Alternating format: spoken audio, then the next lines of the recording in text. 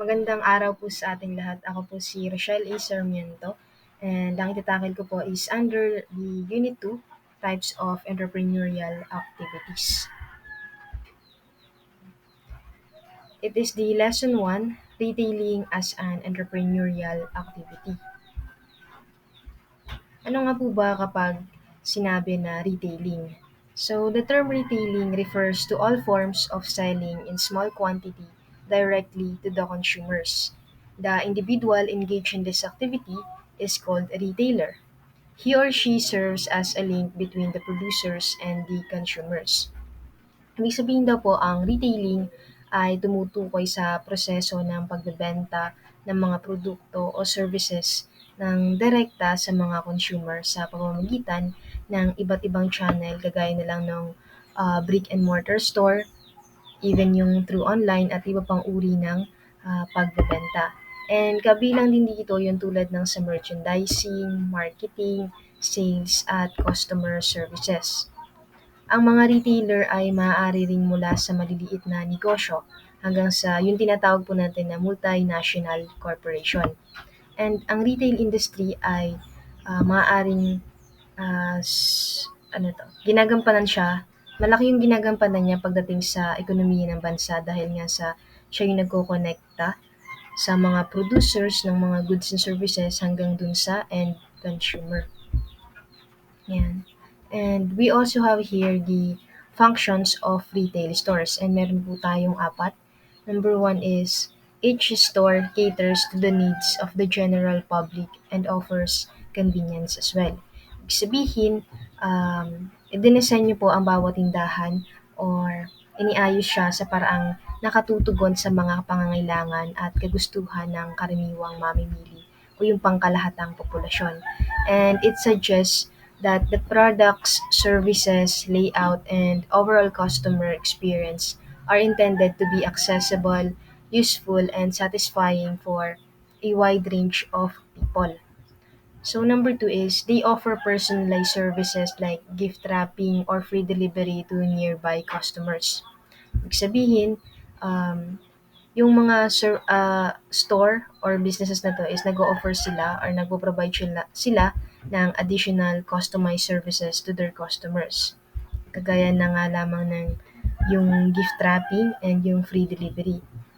So this personalized service aims to enhance customer satisfaction and at the same time is kailangan na din nila ito kumpara dun sa iba pang other competitors nila na hindi nag-o-offer ng ganitong serbisyo.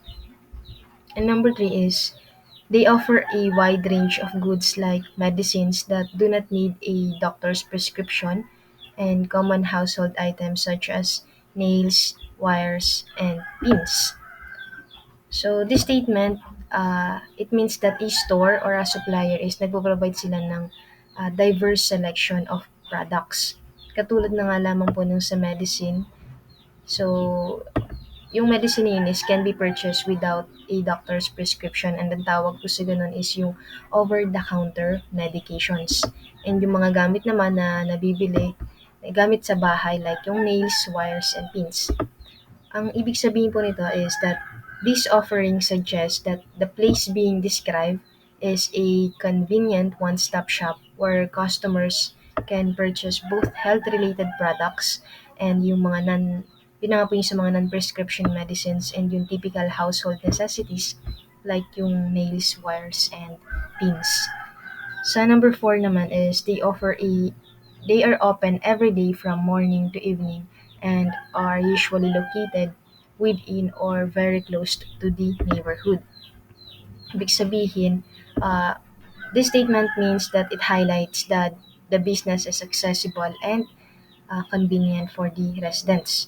Accessible dahil nga sa nag-ooperate siya from morning to till evening and convenient naman dahil sa malapit yung business or store nila or dun sa mga residents or yung mga clientele. Ayan po. Next is we have the classes of retail stores and first is we will talk about the classification according to goods handled.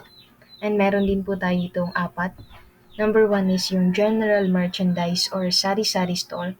Number two is the single line store. And three, yung specialty store. Number four is yung department store. Una is pag-usapan po muna natin kung ano nga ba yung general merchandise or sari-sari store. So it is the most common type of retail store because it is the easiest to start. It carries a wide variety of items that are offered for sales like hardware, groceries, school supplies, and dried goods. It also sells a variety of items like aspirin, adhesive, cosmetics, and basic commodities like spices, and dried fish. So, dito po sa general merchandise or sari-sari store, I'm sure na familiar naman po kayo sa term na sari-sari. So, in English yun po is variety. Ibig sabihin, yung mga items po na itinitinda dito ay iba-iba, which is same din dun sa general merchandise. But if you're wondering ano nga ba yung pagkakaiba ng general merchandise at sari-sari store, so upon my research po is yung sari-sari store is typically small, independently owned shops that operate at the neighborhood level. Kumbaga maliit lang po siya.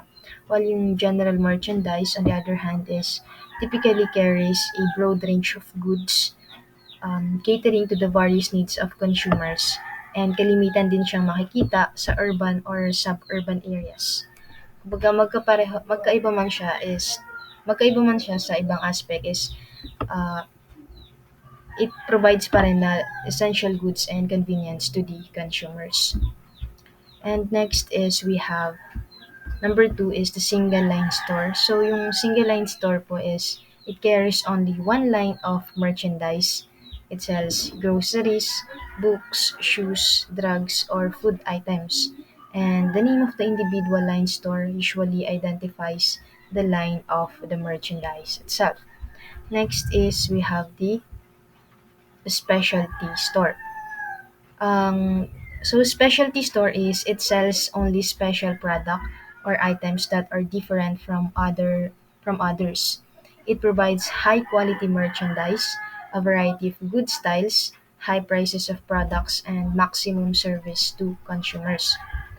So dito po sa specialty store, compared sa other retailing like general merchandise and sari-sari store ay isa lang yung product na pinagpopokusan nila or itinitinda upon the specific interest of the consumer. So they have this specific product or category kagaya na lang po ng mga shoe, electronics, sporting goods, or books. So, it is a specific product pero may iba't iba siyang variation. And then, specialty store, sinisigurado nila na yung mga product nila ay de kalidad.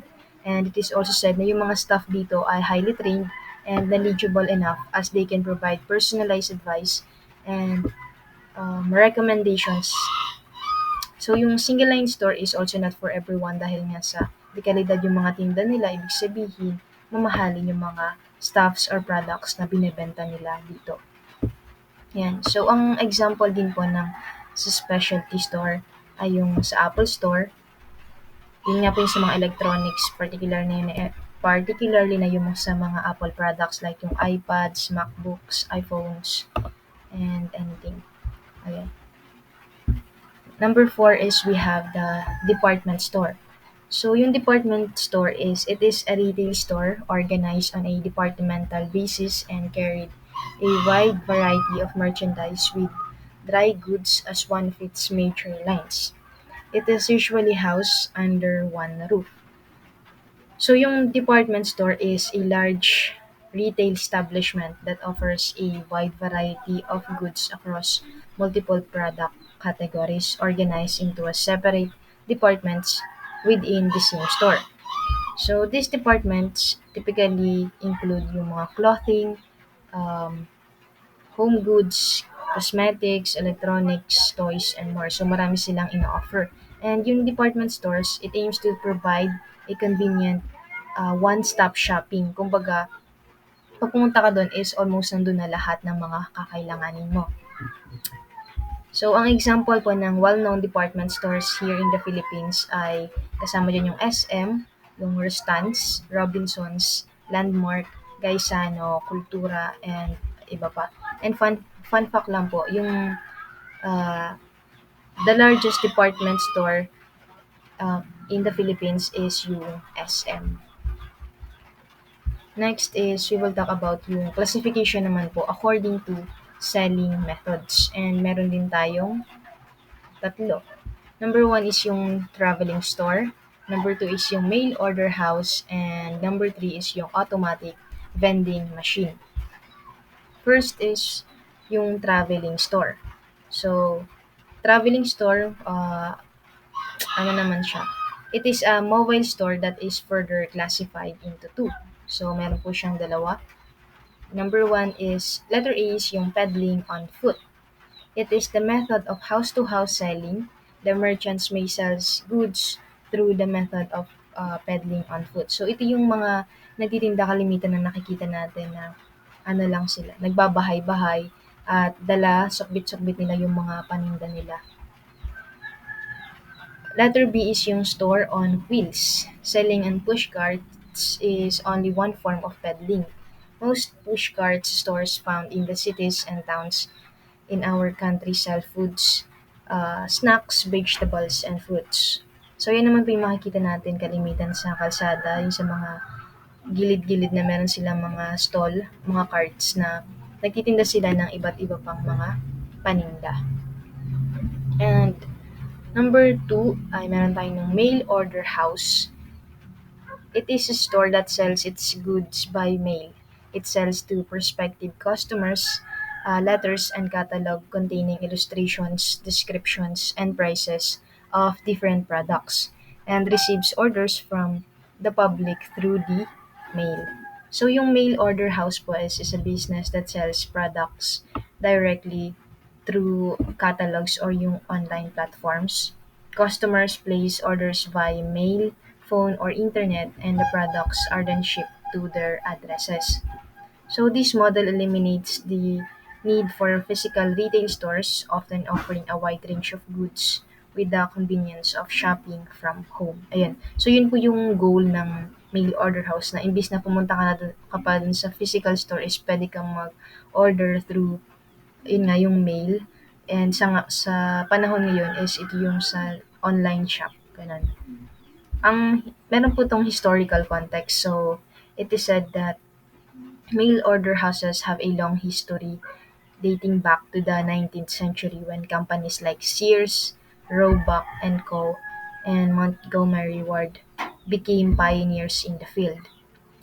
So sa ibang bansa po yun, and they revolutionized retail by allowing customers in rural or remote areas to access a wide range of goods that were previously only available in urban centers.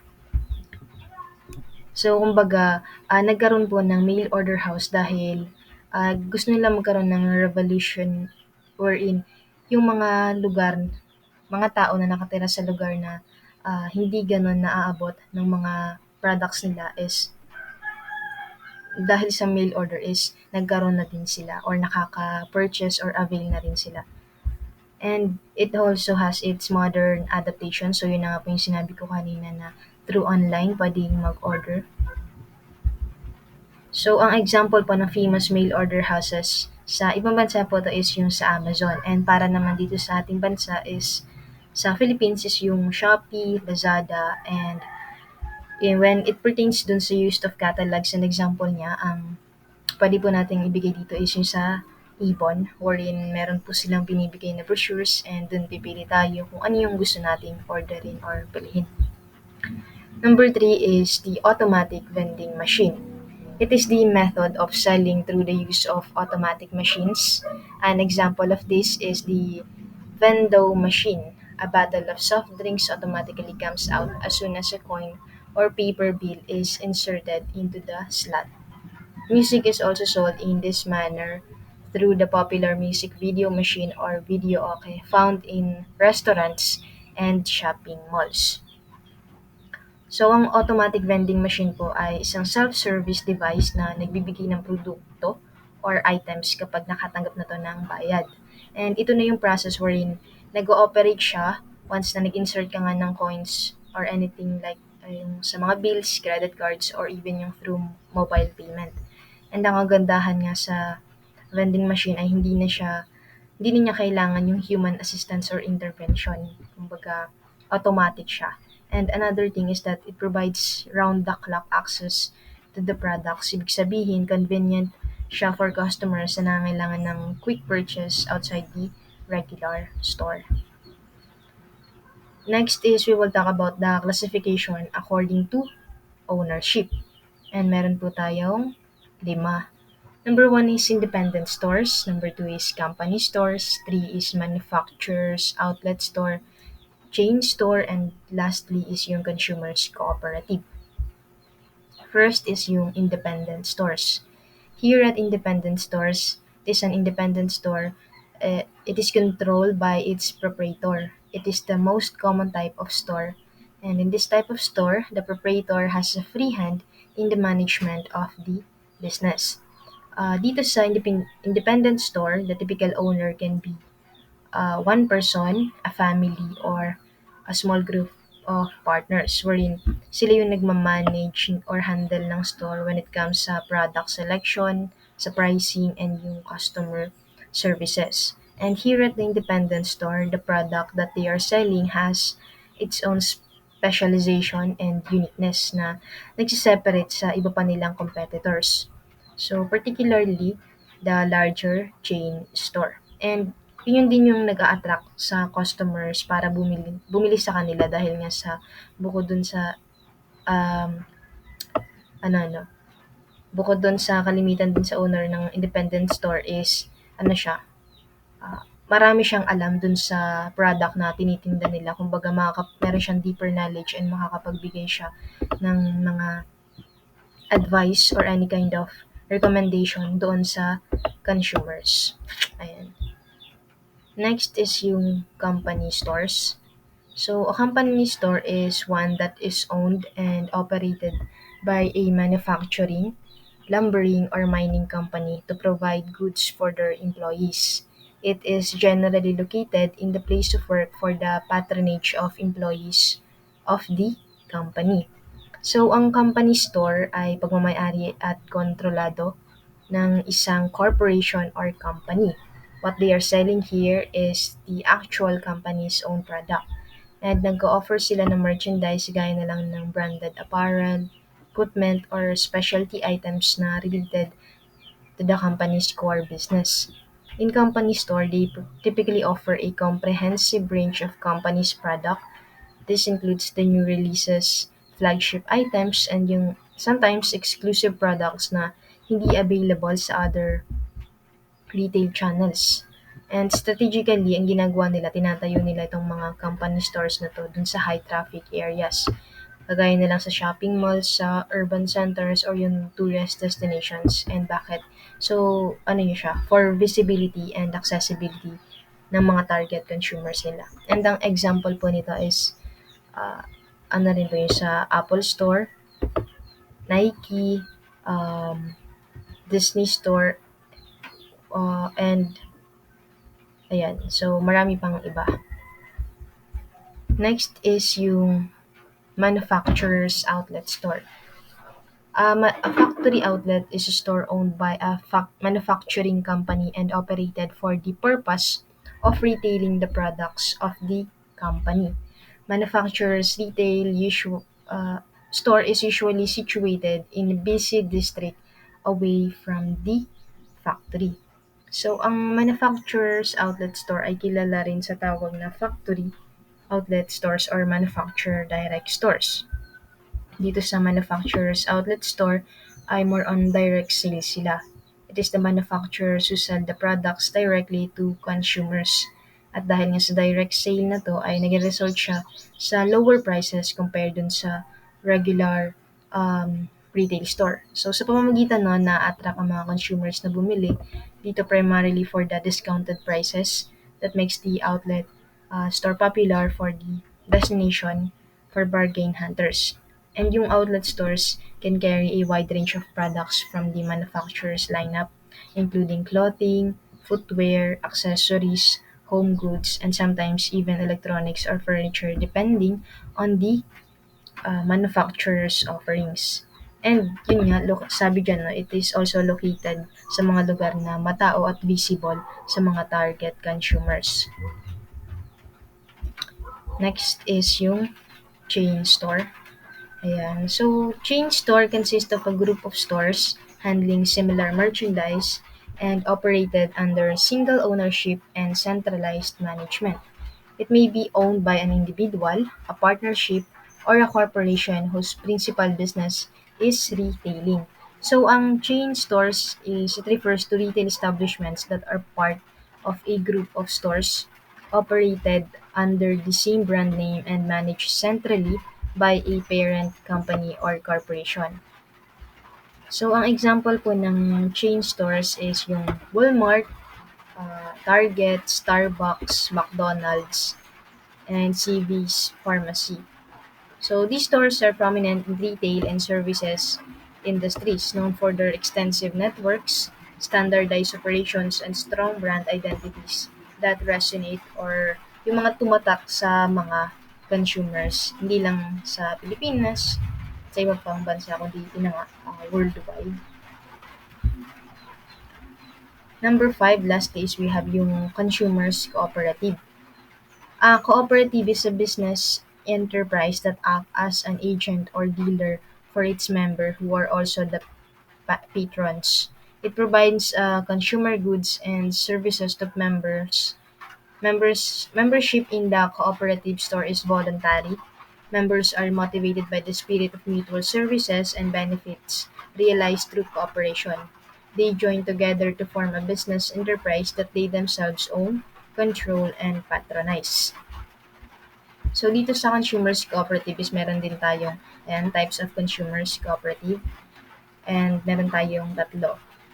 First is yung consumers cooperative, letter B is the service cooperative, and letter C is yung service consumers cooperative. Una is yung commodity cooperative. So nagkaroon ng typo yung ano pala is commodity cooperative. So it is like a sari-sari store where all the basic needs of the members may be bought. Letter B is yung service cooperative. It undertakes medical and dental care, hospitalization, transportation, insurance, housing, labor, electric light and power, communication, and other services. And letter C is we have the service consumers cooperative. So this cooperative provides specific utilities needed by the community. Examples are rural, electrical cooperatives, telephone cooperatives, and transportation cooperatives. Now is we have here the techniques in selling. And ano-ano nga ba yung mga yun? So we have seven. Number one is cash sale. Two is cash on delivery sale or yung COD. Number three is installment sale. Four is yung cash delivery sale. Five is yung credit sale. Six is layaway or will call sale. Seven is part cash, part charge sale. Yan. So let's start with cash sale. So, ang cash sale is the customer orders the goods and pays for them in cash at the point of purchase. So, yung cash sale is a transaction where goods or services are exchanged for immediate payment in cash. Ibig sabihin, parang yung time na pagkabili mo ng item is also the time na magbabayad ka rin. So, parang ganun yung cash sale. And sa cash on delivery naman, cash on delivery sale or yung COD nga is the customers orders the goods and pays for them in cash upon delivery. So, ito yung mga nangyayari sa ngayon. Ah, Kumbaga, mag-open tayo ng online shop sa cellphone natin and then order tayo doon ng any kind of items. So, pag order natin is meron mga nakalagay na pipilapan ka or yung sa address kung saan i-deliver yung parcel sa'yo. Pwedeng sa payment din niya is pwede siyang via GCash or any uh, sa GCash or pwede rin yun, ito na nga sa cash on delivery. So, overall, yung cash on delivery sales, it offers a practical payment solution that balances buyer convenience and seller's security in various retail and e-commerce settings, adapting to consumer preference and market conditions. Ayan. Next is yung number 3 is we have installment sale. So the customer and the store owner agree on certain amount be paid on a specified date until merchandise is fully paid. An installment sale refers to a type of transaction where a buyer purchases goods or services from a seller and agrees to pay for them over a series of scheduled payments rather than paying the entire purchase price upfront. Ibig sabihin dito po sa installment, ito yung tinatawag natin na hulugan. Once na nakabili ka ng isang item or once na nakapag-purchase ka ng isang item is ah, magkakaroon ka lang dun ng down payment and yung kalahati nun is yun yung gagawin mong hulog-hulugan. Ayan. Ayun. Ibig sabihin, utay-utay mo siyang babayaran. Sa number 4 is yung cash delivery sale. The customer orders and pays for the goods and the seller delivers the goods to the customer's residence or to another person per instruction of the customer. So, a cash delivery sale typically refers to a transaction where goods or services are delivered to the buyer and the payment is made in cash at the time of delivery. So, it is almost same lang dun sa cash delivery sale, sa cash on delivery or yung COD. Ang kaibahan lang nila is, imbes na yung padala yung product dun sa mismong nag-order is, yung nag-order pwede siyang ah, ipadala niya yun sa iba. Depende nga dun sa pagkakaset niya ng address na binigay dun sa saktong time nung pag-order niya. And yung pagbabayad or yung way of payment is through ano rin, cash on delivery. So yung taong tatanggap siya yung magbabayad. Number 5 is yung credit sale. So the customer orders the goods and agrees to pay the amount on a date agreed upon by the customer and the seller. So a credit sale is also known as a credit transaction or credit purchase. Is a type of commercial transaction where goods or services are sold to a buyer with the understanding that payment will be made at later date, typically after a specified period of time. Ayan. So yung credit sale po is it provides a flexible payment option for buyers and enable the sellers to increase sales by accommodating customers who may prefer to defer payment until a later date. They require careful management of credit risk and adherence to legal and financial regulations to ensure smooth transaction and minimize potential dispute. Next is number 6, the layaway or will call sale. It requires the customer to order a merchandise and request the store to lay it away until he or she calls for it in the near future. The customer makes a deposit and the store owner agrees to hold the merchandise for a specified period of time. And number 7 is yung part cash, part charge sale. It is a part of the amount is paid in cash by the customer and the rest of the amount is charged to his or her account. So, parang almost same lang din siya sa ano, yung sa hulugan ka ng installment wherein um, magbabayad ka rin, kakaroon ka ng down payment and then at the same time, yung kakulangan man is i-charge mo na lang dun sa account wherein babayaran din siya utay-utay. So, that is all po for my report. Again, thank you for listening.